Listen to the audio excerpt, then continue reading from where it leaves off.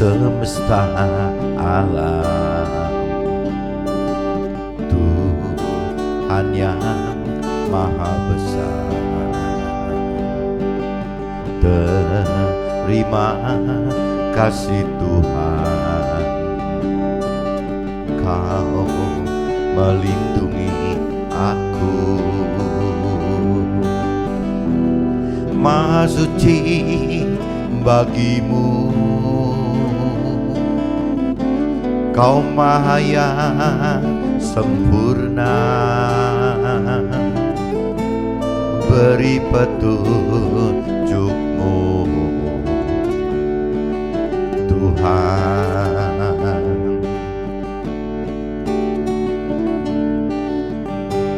Tuhan semesta alam, Tuhan yang maha besar.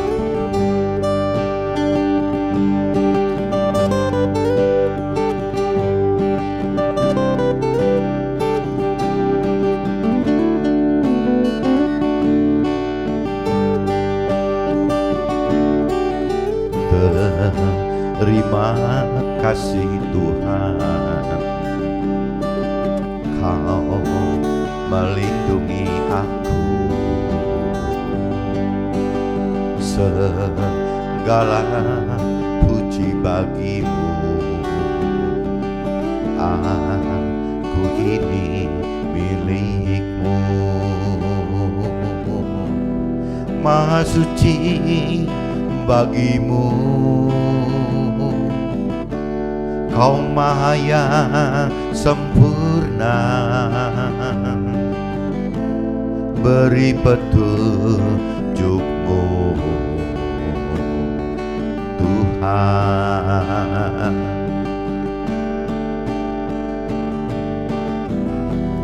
Maha suci bagimu, Kau maha yang sempurna. Beri petunjuk-Mu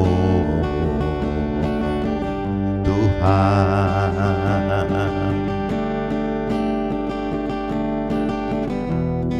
Maha suci bagimu, Kau maha yang sempurna. Beri petunjuk-Mu Tuhan.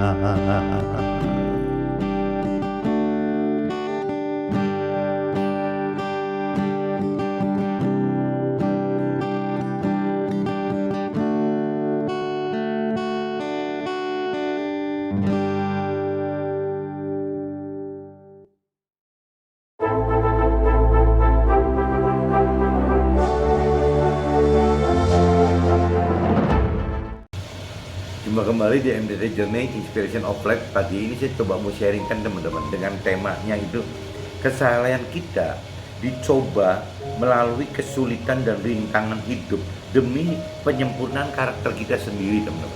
Jadi kalau bicara kesalahan itu ya bagaimana kesalahan itu identik dengan ketaatan kita kepada Tuhan.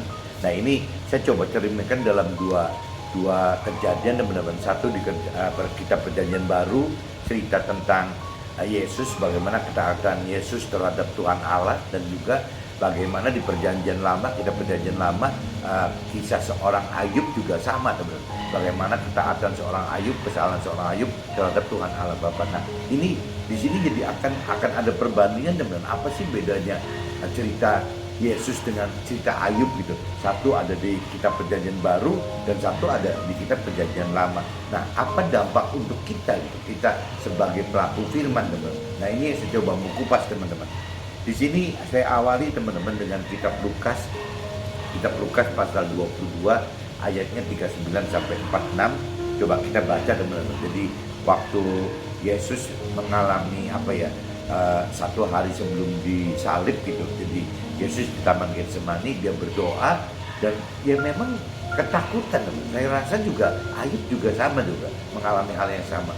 Nah mungkin begitu pun dengan kita Ya kita apabila mengalami ujian kesalehan untuk kita pribadi juga sama akan mengalami hal-hal yang ketakutan, apalagi kita gitu. Ya tokoh Ayub yang sebesar itu, apalagi Yesus yang sebesar itu gitu, juga merasa ketakutan gitu. Jadi wajar-wajar aja teman-teman apabila ya kita mengalami ketakutan gitu dalam menghadapi ujian cobaan kesalehan yang dari Tuhan itu gitu. Saya coba baca teman-teman di kitab Lukas pasal 22 ayat 39 sampai 46. Nah, di sini perikopnya judulnya di Taman Getsemani, teman-teman. Di Taman Getsemani. Lalu pergilah Yesus keluar kota, dan sebagaimana biasa ia menuju Bukit Zaitun, murid-muridnya juga mengikuti dia. Nah, setelah tiba di tempat itu, ia berkata kepada mereka, berdoalah supaya kamu jangan jatuh ke dalam pencobaan. Yesus katakan begitu ke muridnya gitu. Kemudian ia menjauhkan diri dari mereka kira-kira sepelempar batu jaraknya. Lalu ia berlutut dan berdoa, katanya, ya Bapakku, ini Yesus lagi berdoa, ya Bapakku, jikalau engkau mau, ambillah cawan ini daripadaku, tetapi bukanlah kehendakku, melainkan kehendakmu lah yang terjadi. Nah, ini di sini udah satu doa yang dilemparkan oleh Yesus itu dalam bentuk sebenarnya Yesus merasa tidak mampu untuk tetap taat mengalami gitu apa yang harus Yesus alami gitu, yaitu pencobaan di salib itu. Jadi Yesus itu seolah menawar gitu kan, menawar kepada Tuhan gitu, bahwa ya Bapakku, ya Tuhanku, ya Tuhan Allahku, jikalau Tuhan mau, ambillah cawan ini daripada Yesus gitu, tetapi bukanlah kehendakku. Nah, ini cuman bedanya Yesus gitu, yang akhirnya tetap berujung kepada kepasrahan gitu, ya kesalehan lagi, ya berusaha untuk saleh, berusaha untuk taat apa yang diperintahkan, diperaturan oleh Tuhan Allah gitu. Nah, akhirnya ujungnya Yesus katakan, tetapi bukanlah kehendakku, melainkan kehendakmu lah yang terjadi gitu.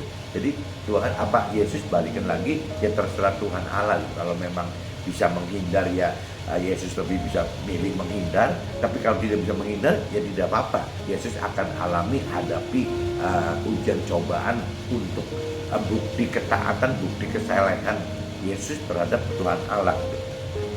Jadi Yesus di sini membuktikan bahwa dia kalau boleh nawar, dia tidak mau gitu mengalami penderitaan semacam itu, ujian cobaan kesalehan seperti itu gitu. Tapi dikembalikan yang terserah Tuhan Allah gitu. Maka seorang malaikat dari langit, nah ini karena Yesus katakan tetap dia nggak nolak ujian cobaan itu, ya akhirnya Tuhan Allah kirimkan malaikat ya.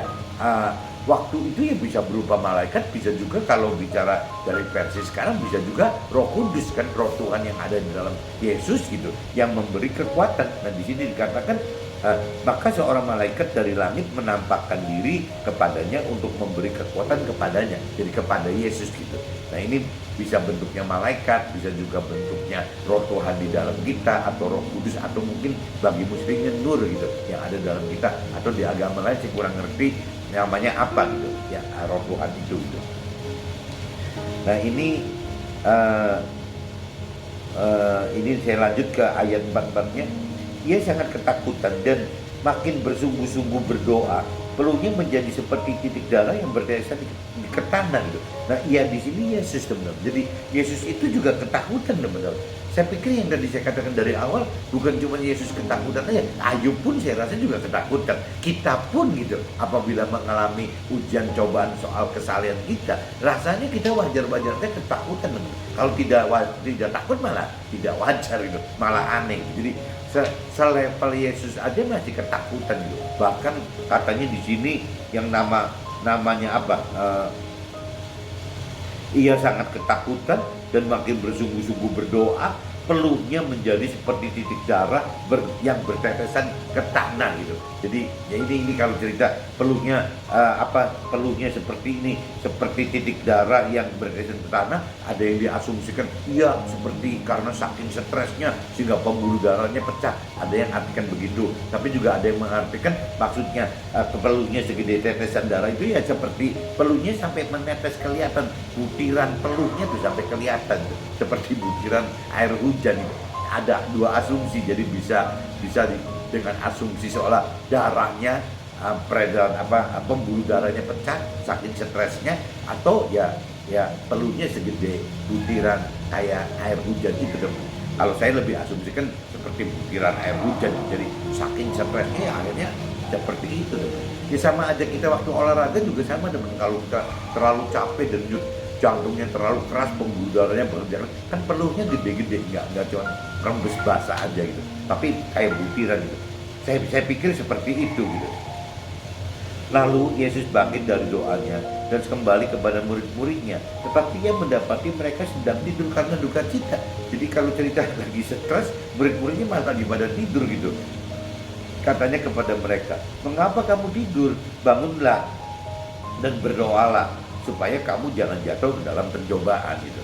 Nah ini ujungnya ya, kalau kita tidak mau jatuh dalam pencobaan ya ujung-ujungnya memang harus berdoa dong. Karena kalau kita ujian cobaannya terlalu berat, pencobanya terlalu berat, tanpa ada kekuatan dari Tuhan juga nggak mungkin gitu. Nah cuman kalau kita memang berdoa ke Tuhan, ya Tuhan akan kirim malaikat atau menggerakkan roh Tuhan di dalam kita untuk memberi kekuatan kepada kita dalam menghadapi pencobaan itu. Nah ini saya udah bacakan teman-teman di kitab Lukas pasal 22 ayat 39 sampai 46. Nah sekarang ini kan di perjanjian baru nih, kalau di Nasrani ini masuk ke dalam kitab perjanjian baru. Nah saya coba masukkan ke dalam kitab perjanjian lama supaya lebih afdol gitu. Jadi dari perjanjian baru, perjanjian lama, bahkan nanti untuk kita sendiri yang masih ngaitnya gitu. Nah ini kalau kita kaitkan dengan kitab yang di Ayub, teman-teman, kitab Ayub ya, saya ambil contoh kitab Ayub itu, saya coba ambil contoh di pasal 2 teman-teman. Kitab Ayub pasal 2 ayatnya 3 sampai 13 aja. Coba teman-teman cari Ayub pasal 2 teman-teman. Ayatnya kita mulai baca dari dari ayat 3 teman-teman sampai 13. Nah ini kalau cerita judulnya teman-teman dari perikopnya gitu. Perikop 1 dan 2 itu judulnya sama teman-teman. Jadi perikop untuk pasal 1 dan pasal 2 itu cerita di kitab Ayub gitu. Sama, kesalehan Ayub dicoba gitu. Judulnya itu dong, judul perikopnya itu. Cuman kebagi 2 pasal gitu. Nah ini saya baca yang di pasal 2-nya aja, ayatnya dari mulai ayat 3 teman-teman. Firman Tuhan kepada iblis, apakah engkau memperhatikan hambaku Ayub? Sebab tiada seorang pun di bumi seperti dia yang demikian saleh dan jujur, yang takut akan Allah dan menjauhi kejahatan. Ia tetap tekun dalam kesalehannya, meskipun engkau telah membujuk aku melawan dia untuk mencelakakannya tanpa alasan. Nah ini teman-teman simak ya, ini yang namanya Tuhan itu bisa ngusilin iblis, ngerjain iblis untuk bisa dimanfaatkan menaikkan level iman, pengharapan dan kasih kita keberanian mengasihi Tuhan dengan melakukan Tuhan lebih gitu. Itu caranya Tuhan itu bisa kerjain iblis gitu. Bisa datangkan masalah itu dengan cara mengusik-usik iblis untuk iblis serang si Ayub gitu. Ya begitu pun juga dengan kita teman. Bisa aja gitu. Tuhan pun usik-usik iblis gitu untuk bisa iblis jadi berbuat ujian, memberikan ujian coba kepada kita gitu. Itu bisa teman-teman. Jadi ini terbukti. Jadi jangan sampai kalau orang mengalami ujian coba dalam hidup itu, wah ini pasti kerjaannya si iblis. Ya iblis yang ngerjain. Tapi siapa yang mendatangkan ujian cobaan itu? Bisa juga Tuhan. Nah kalau dalam cerita kitab Ayub, ya ceritanya begitu teman-teman. Ya bahwa yang musik-musik iblis itu adalah Tuhan loh. Ya suruh musik-musik Ayub katanya. Ya Ayub yang akan dicobain ini usik Ayub ini udah dalam beberapa, kalau kita bicara dari pasal 1 benar sama pasal 2 total, ini Tuhan ini udah 3 kali loh ngerjain si iblis gitu. Pertama diusik-usik soal harta Ayubnya gitu, suruh dicobain kesalahan Ayub dalam hal harta, dicoba sama iblis. Ayub ini tetap masih saleh kepada Tuhan. Yang keduanya urusan diusik-usik urusan keluarganya, anaknya dihabisi semua sama iblis gitu. Ya meninggal semua gitu anaknya. Nah, tapi tetap yang namanya si Ayub ini tetap saleh gitu, tetap saleh kepada Tuhan, tetap percaya kepada, tetap ngandalin Tuhan. Nah akhirnya yang ketiganya itu dipanggil lagi gitu. Nah ini ceritanya nih, ini yang ketiga nih teman-teman. Jadi cerita tadi, aku melawan dia untuk mencelakakannya tanpa alasan. Jadi seolah iblis si setan ini, si iblis ini dipakai Tuhan untuk ya untuk untuk nyobain Ayub dengan cara perlindungan Tuhan suruh dilepas gitu. Nah, lalu jawab iblis kepada Tuhan, kulit ganti kulit, orang akan memberikan segala yang dipunyai ganti nyawanya. Tetapi ulurkanlah tanganmu dan jamalah tulang dan dagingnya. Dia pasti mengutuki engkau di hadapanmu. Jadi setelah ujian cobaan Ayub ini menghadapi harta dan tahtanya, dia mengalami lagi kehilangan keluarganya. Nah sekarang si iblis nuntut ke Tuhan, coba dicobain badannya. Kalau sampai nanti urusannya dengan nyawanya gitu, takut mati gitu, ya pasti si Ayub nyerah. Ya akhirnya di gini, tetapi Tuhan bilang, tetapi ulurkanlah tanganmu dan jamalah tulang dan dagingnya, ia pasti mengutuki engkau di hadapanmu. Maka firman Tuhan kepada iblis, nah ia ada dalam kuasamu, hanya sayangkan nyawanya. Tuhan cuma pesan ke iblis bahwa iblis nggak boleh ganggu nyawanya, nyawa Ayubnya gitu. Jadi jiwa dan roh Ayub nggak boleh diganggu. Tapi kalau bicara bentuk tubuh apa, silakan aja gitu. Nah, kemudian iblis pergi dari hadapan Tuhan. Lalu ditimpanya Ayub dengan barang yang busuk dari telapak kakinya sampai ke batu kepalanya, dari kaki sampai kepala. Lalu Ayub mengambil sekeping beling untuk menggaruk-garuk badannya sambil duduk di tengah-tengah abu gitu. Nah, maka berkatalah istrinya kepadanya, masih bertekunkah engkau dalam kesalehanmu? Nah, ini mulai ini teman-teman. Mulai yang namanya beda tingkat kesalehan Ayub dengan istrinya ini udah kelihatan beda nih teman-teman. Waktu si Ayub kehilangan harta, ya istrinya masih bisa ya masih menunggukan lah, masih mengharapkan sesuatu gitu. Nah, waktu si Ayub ini kehilangan anak-anaknya, si istri itu kan masih kuat teman-teman. Tapi begitu si Ayub ini sudah mengalami ujian ketiga dengan borok sebadan itu, nah istrinya mulai nggak tahan nih teman. Ya berarti tingkat level iman, pengharapan dan kasih manusia kepada Tuhan, meskipun suami istri ini bisa jelas-jelas berbeda teman. Ya Ayubnya masih bertahan dengan kesalehannya, dengan ketaatannya kepada Tuhan. Istrinya sudah komplain teman-teman. Ya udah mulai komplain. Maka berkatalah istrinya kepadanya, masih bertekunkah engkau dalam kesalehanmu? Kutukilah Allahmu dan matilah. Nah ini mungkin kalau zaman sekarang pasangan kita, baik yang itu istri kita atau suami kita, nggak berani sekasar, sekeras istrinya Ayub kali ya. Tapi mungkin dalam arti kecilnya gitu. Kadang-kadang mungkin pasangan kita, kalau kita belajar saleh kepada Tuhan gitu, baik itu kita sebagai suami saleh kepada Tuhan atau istri gitu, istri yang saleh benar, kadang-kadang pasangannya kesel dengannya. Kenapa sih kok terus aja mengandalkan hal-hal rohani yang tidak tampak gitu loh. Ini rasanya terjadi teman. Dan bukan cuma di pasangan kita aja, kita yang mengalaminya pun kadang-kadang kita juga terganggu kok teman. Ya was-was gitu, takut sendiri gitu, ada rasa seperti itu gitu. Nah apalagi pasangan kita yang tidak mengalami kejadian itu, mereka cuma jadi penonton. Jadi menurut saya wajar-wajar aja gitu bahwa pasangannya itu tidak akan sekuat yang mengalami. Nah cuman kalau khususnya untuk ukurannya agak beda di sini teman-teman. Kalau secara rohani kan, kalau misalnya yang mendapatkan ujian cobaan itu adalah suami gitu, seharusnya seorang istri itu harus tunduk teman-teman. Jadi harus yes aja gitu. Apapun yang dialami suami, ya yes saja, istri ikutin. Itu kalau bicara yang mengalami ujian cobaan kesalahan itu adalah pihak suami gitu. Istri tinggal ikut. Nah istri Ayub kan tidak begitu teman. Istri Ayub itu kan langsung ngambil langkah sendiri, kesel sendiri, akhirnya tidak mau ngikutin si Ayubnya gitu. Nah, tapi bagaimana terjadi kalau seandainya si istrinya mengalami itu gitu. Nah, kalau istrinya yang mengalami ujian cobaan kesalehan dari Tuhan gitu, ya harusnya suami itu tetap mengasihi istrinya, karena memang perintah Tuhan seperti itu gitu. Ya, jadi bentuknya sama, dua-duanya harus mengikuti pasangannya yang memang sedang mengalami ujian coba kesalehan dari Tuhan gitu. Ya, cuman bentuknya kalau si istri ya harus tunduk gitu kepada suaminya, tapi kalau suaminya ya harus mengasihi istrinya gitu. Meskipun kekuatannya ya kembali lagi, kekuatan seorang suami sebagai imam, nabi dan raja harusnya lebih tegas gitu, lebih berani, lebih lebih komit gitu, seperti itu teman-teman. Karena posisinya memang laki itu adalah imam, nabi dan raja di mata Tuhan, bukan seperti istri gitu. Kalau itu kan hanya penolong, ya penolong suami gitu. Jadi ada beda di situ teman. Jadi memang kalau yang mengalami misalnya saya gitu seperti Yesus atau Ayub atau saya sebagai suami yang mengalami, ya saya mesti harus belajar sekuat Ayub, sekuat Yesus gitu. Tapi kalau bicara si pihak istri yang ngalami, ya mungkin agak beda. Tapi tetap bagaimana ya yaitu pelaku seorang istri yang menjadi pelaku firman itu malah akan bisa merubah karakter si suaminya. Firman yang lain katakan seperti itu gitu.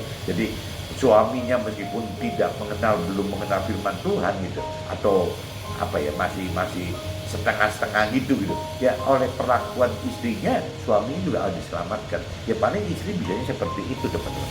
Nah ini kalau cerita di Ayub kan cerita istrinya nih yang begini gitu. Jadi kalau dikatakan lagi, maka berkatalah istrinya kepadanya, masih bertekunkah engkau dalam kesalahanmu, kutukilah Allahmu dan mandilah. Tetapi jawab Ayub kepadanya, engkau berbicara seperti perempuan gila. Apakah kita mau menerima yang baik dari Allah tetapi tidak mau menerima yang buruk gitu? Dalam kesemuanya itu Ayub tidak berbuat dosa dengan bibirnya. Nah ini sama nih teman-teman ya. Jadi kalau bicara ujian cobaan Yesus itu adalah tidak menolak instruksi untuk disalib gitu. Nah kalau di Ayub ceritanya gitu ya, Ayub tidak mau ngikutin istrinya gitu, karena Ayub berasumsi bahwa ya Tuhan memang yang memberi dia, yang mencabutnya wajar-wajar aja gitu. Nah ini jadi baik iman, pengharapan dan kasih Yesus kepada Tuhan Allah maupun iman, pengharapan dan kasih Ayub terhadap Tuhan Allah. Nah pertanyaannya ya bedanya dengan kita gitu. Apabila kita menjadi Yesus, apabila kita menjadi Ayub, apakah iman, pengharapan dan kasih kita kepada Tuhan Allah berubah gitu? Kalau istri Ayub jelas berubah gitu. Tapi kalau bicara kitanya, Ayubnya tidak berubah, Yesusnya tidak berubah. Bisa aja muridnya Yesus berubah, ya bisa kalah iman, pengharapan dan kasih. Seperti contoh Petrus kan, yang waktu ngajarin suruh ditengking aja gitu, yang namanya yang ingin mencelakakan Yesus gitu. Ya itu kan tetap beda teman. Jadi level iman, pengharapan kasih itu beda-beda teman. Nah ini yang mesti kita latih gitu, bagaimana ya melatih diri dengan cara mengenal-mengerti akan Tuhan lebih dalam. Bagaimana menghidupkan roh Tuhan untuk makin mengerti, bagaimana menghidupkan roh Tuhan untuk makin berani melakukan firman Tuhan. Kuncinya cuma di situ teman-teman. Bagaimana kita mengenal firman Tuhan lebih dalam dan mengerti lebih dalam, dan juga bagaimana kita menghidupkan roh Tuhan. Jadi kuncinya bolak-balik ada di situ. Nah ini saya coba lanjut teman-teman. Ini sampai ayat 13 sebenarnya cerita Ayubnya. Ketika sahabat ini yang terakhir kan, tetapi jawab Ayub kepada istrinya, engkau berbicara seperti perempuan gila. Apakah kita mau menerima yang baik dari Allah tetapi tidak mau menerima yang buruk? Dalam kesemuanya itu Ayub tidak berbuat dosa dengan bibirnya. Ketika sahabat Ayub mendengar kabar tentang segala malapetaka yang menimpa dia, maka datanglah mereka dari tempatnya masing-masing, yaitu yakni si Elifaz orang Teman, dan Bildad orang Suah, serta Jofar orang Naamah gitu. Mereka bersepakat untuk mengucapkan bela sungkawa kepada Ayub dan menghibur Ayub gitu. Ketika mereka memandang dari jauh, mereka tidak mengenalnya lagi. Lalu menangislah mereka dengan suara yang nyaring gitu. Mereka mengoyak jubahnya dan menaburkan debu di kepala terhadap langit. Lalu mereka duduk bersama-sama dia di tanah selama 7 hari 7 malam. Seorang pun tidak mengucapkan sepatah kata kepadanya, karena mereka melihat bahwa sangat berat penderitaan si Ayub ini gitu. Nah ini ceritanya sampai Ayub mengalami seperti ini teman. Tapi ini satu bukti bahwa Ayub ini benar-benar orang saleh gitu. Nah kita harus salut sama Ayub bahwa dia sampai istilahnya teman-teman dekatnya sampai anggap Ayub benar-benar totally menderita gitu. Bahkan istrinya sampai begitu, Ayub tetap saleh kepada Tuhan kok. Nah ini saya sudah cerita di kitab Lukas pasal 22 ayat 39 sampai 46 teman-teman, dan saya juga udah cerita di kitab Ayub teman-teman. Kitab Ayub pasal 2 ayat 3 sampai 13.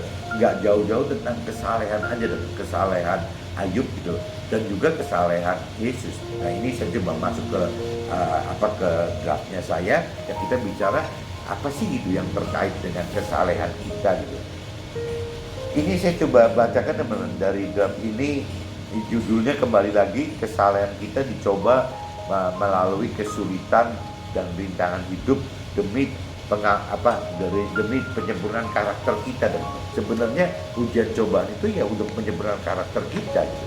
Nah, kesalehan Yesus terhadap Tuhan Allah dicoba saat alami penderitaan hidup saat akan disalib, di mana Yesus sangat ketakutan hadapi ujian kesalehan ini untuk dapat terhindar, tetapi Yesus lebih memilih untuk kehendak Tuhan yang terjadi, dan Tuhan beri kekuatan kepada Yesus seorang malaikat atau Roh Kudus gitu.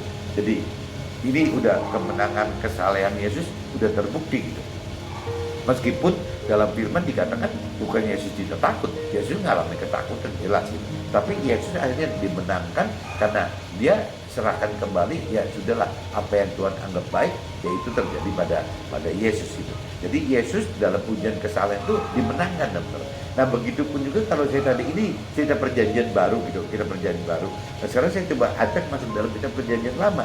Kesalehan seperti ini juga dialami oleh Yakub saat Tuhan mempertanyakan kepada iblis tentang kesalahan Ayub berulang-ulang kali gitu. Ya, mulai dari kesalahannya Ayub terhadap Tuhan dibanding kehancuran usahanya gitu ya, dan dilanjutkan lagi dengan kehilangan anak-anaknya serta menderita penyakit, bahkan bertentangan dengan istrinya karena perbedaan tingkat kesalehan antara Ayub dan istrinya. Nah, Ayub kan tetap dimenangkan, pada ujungnya tetap dimenangkan meskipun sampai ngalamin hal-hal yang gak enak sekali loh, tapi tetap ujungnya dimenangkan.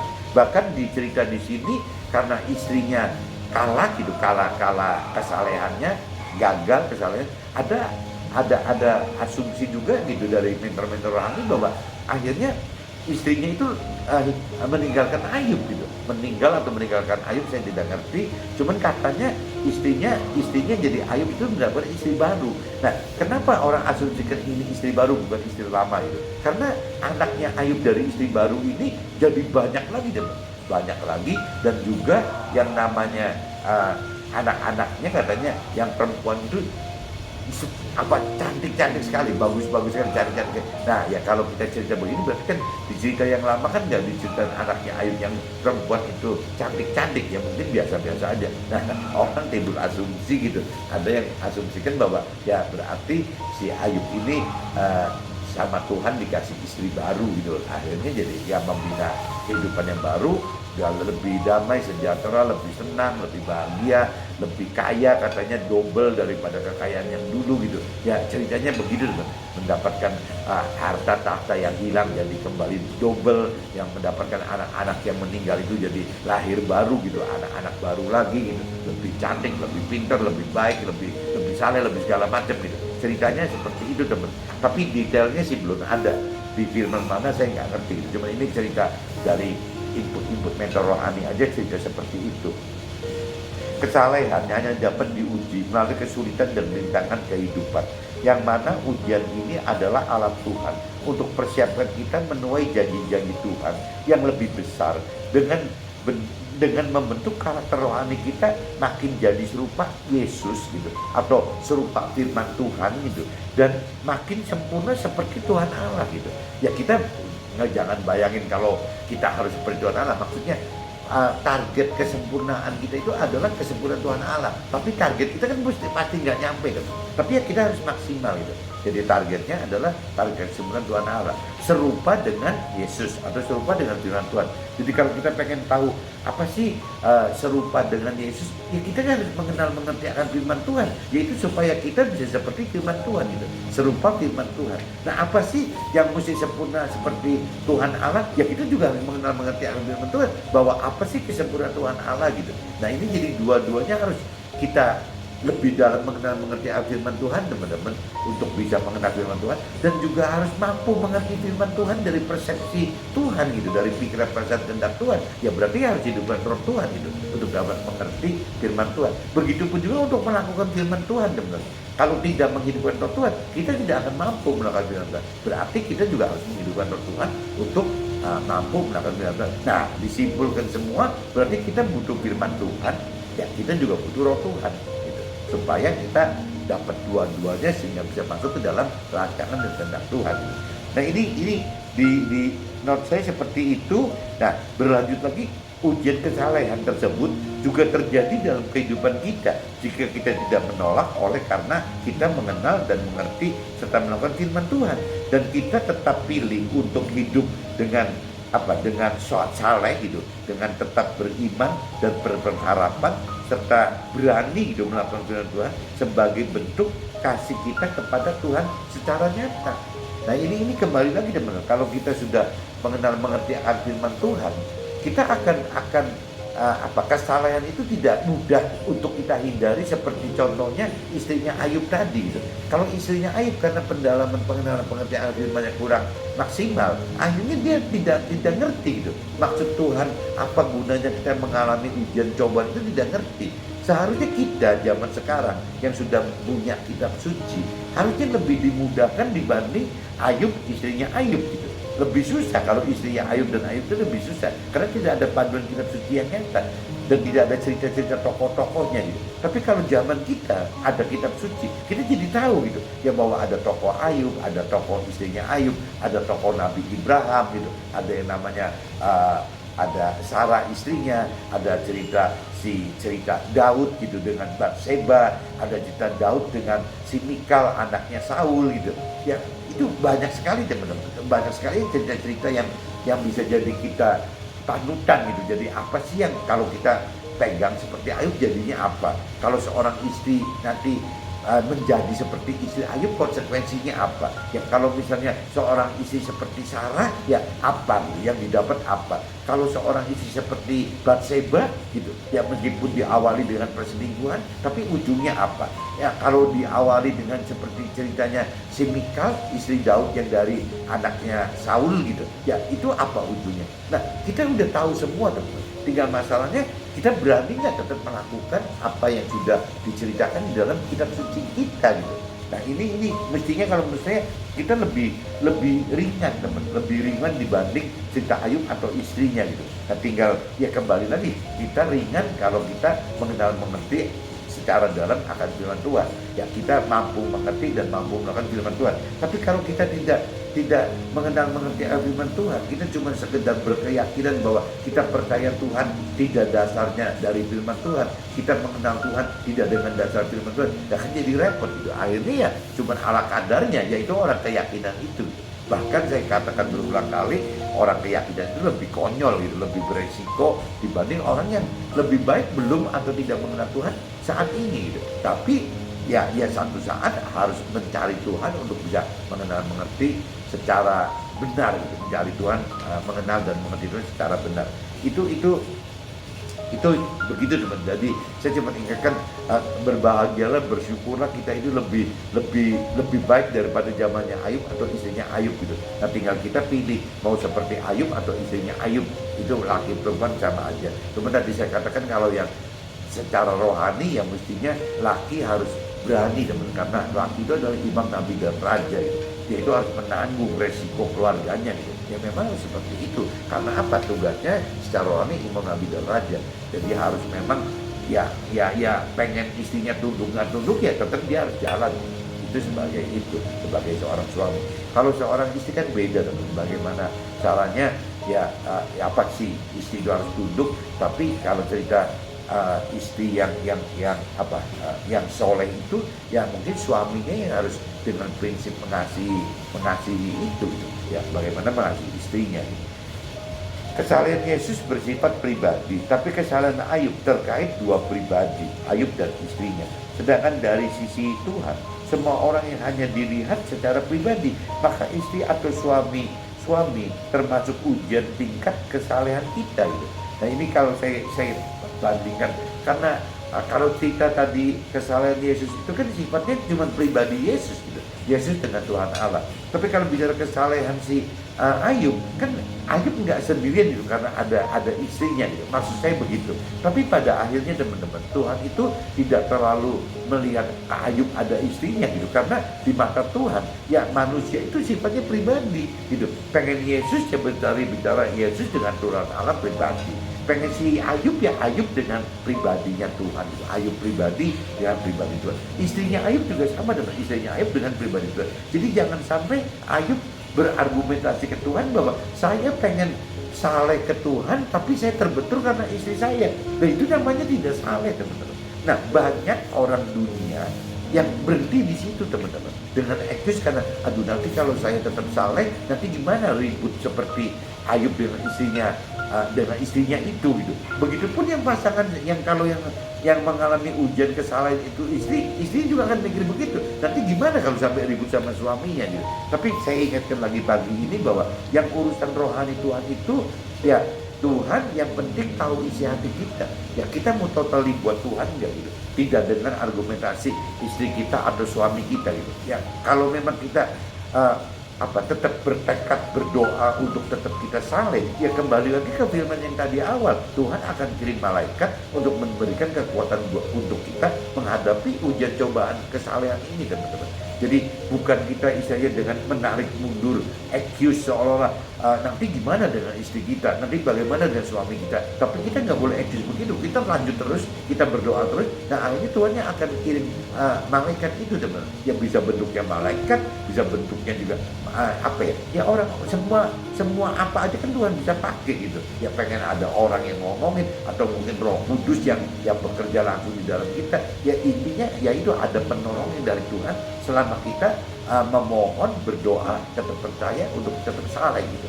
Jadi jangan sekali lagi berargumentasi dibuang ke habis istri kita begitu, habis suami kita begitu, nanti Tuhannya pasti ngambil langkah gitu ya. Tadi saya cerita istri Ayub bagaimana kan jelas detail di firman tidak ada, tapi yang jelas ya tetap ujungnya ya Ayub ya mendapatkan kesuksesan dalam kesalehannya Ayub gitu, dengan kompensasi ya janji-janji Tuhan seperti itu gitu. Jadi jangan kaitkan kesalehan itu dengan orang lain tapi pribadi gitu. Belajar untuk tidak mengeluh serta salahkan orang atau nasihat orang atau nubuatan orang atau situasi atau kondisi atau apapun juga, karena semua akan Tuhan jadikan alat uji kesalahan kita, teman-teman. Ya untuk apa ya, itu untuk balik lagi gitu, bagaimana kesalahan kita ini dicoba melalui kesulitan dan rintangan dalam hidup demi ya penyempurnaan karakter kita. Ujungnya ke situ lagi, teman-teman.